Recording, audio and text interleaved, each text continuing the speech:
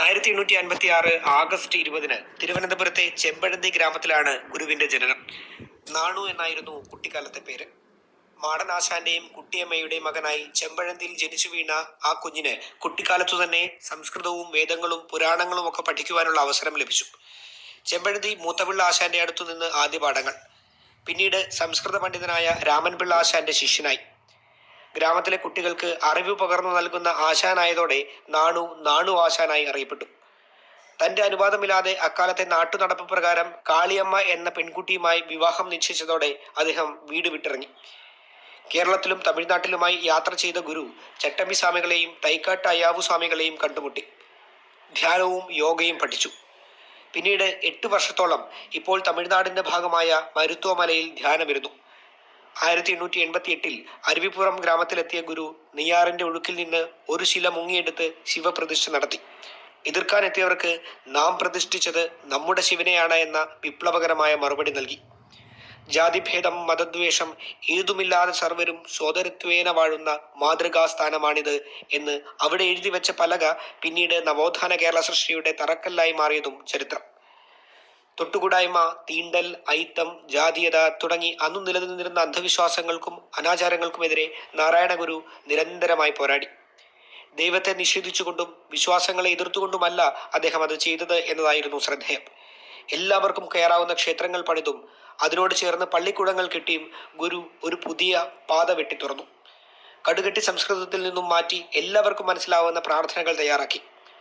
പ്രാകൃതമായ ആചാരങ്ങളും അനുഷ്ഠാനങ്ങളും വിലക്കി. വായുസഞ്ചാരമുള്ള ജനാലകളുള്ള ക്ഷേത്രങ്ങൾ പണിതു. സംഘടന കൊണ്ട് ശക്തരാകുവാനും വിദ്യ കൊണ്ട് പ്രബുദ്ധരാകുവാനും ഉപദേശിച്ചു. അറിവിനെ ജനകീയമാക്കി. 1903 മെയ് 15 SNDP യോഗം സ്ഥാപിച്ചു. നാരായണ ഗുരു ആദ്യ പ്രസിഡന്റും കുമാരനാശാൻ സെക്രട്ടറിയുമായി.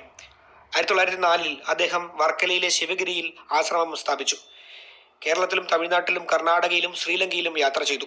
പലയിടങ്ങളിലും ക്ഷേത്രങ്ങളിൽ പ്രതിഷ്ഠ നടത്തി. 1912 ശിവഗിരിയിൽ ശാരദാദേവി ക്ഷേത്രം അദ്ദേഹം സ്ഥാപിക്കുന്നത്. തന്റെ അനുനായികൾ ജാതിയിലും മതത്തിലും അഭിരമിക്കുന്നത് കണ്ട് 1916 പ്രബുദ്ധ കേരളം പത്രത്തിലൂടെ നമുക്ക് ജാതിയില്ല എന്ന പ്രസിദ്ധമായ വിളംബരം നടത്തി. 1913 ആലുവയിൽ അദ്വൈതാശ്രമം സ്ഥാപിച്ചു. ഒരു ജാതി, ഒരു മതം, ഒരു ദൈവം മനുഷ്യന് എന്ന സന്ദേശം നൽകി. ക്ഷേത്രങ്ങളോട് ചേർന്ന് വിദ്യാലയങ്ങളും വായനശാലയും വ്യവസായശാലകളും സ്ഥാപിക്കാൻ അദ്ദേഹം നിർദ്ദേശം നൽകിയിരുന്നു.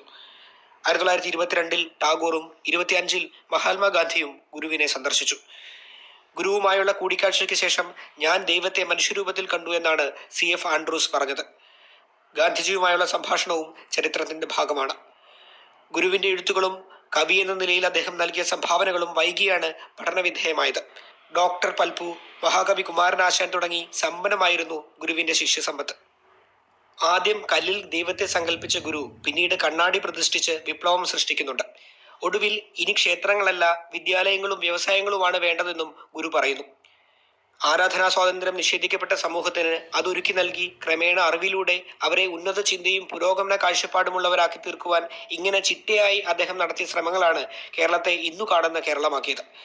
മറ്റൊരു തരത്തിൽ പറഞ്ഞാൽ വിവേകാനന്ദൻ കണ്ട ഭ്രാന്താലയത്തിന്റെ അസ്ഥിവാരമിളക്കി നവകേരളത്തിന് അടിത്തറയിടുകയാണ് ഗുരു ചെയ്തത്. 1928 സെപ്റ്റംബർ 20 72ാമത്തെ വയസ്സിൽ വർക്കലയിൽ വെച്ചാണ് അദ്ദേഹം വിട പറയുന്നത്. കേരള ചരിത്രത്തിൽ അനിഷേധ്യ സ്ഥാനമാണ് ശ്രീനാരായണ ഗുരുവിനുള്ളത്. ഒരു സന്യാസി ശ്രേഷ്ഠ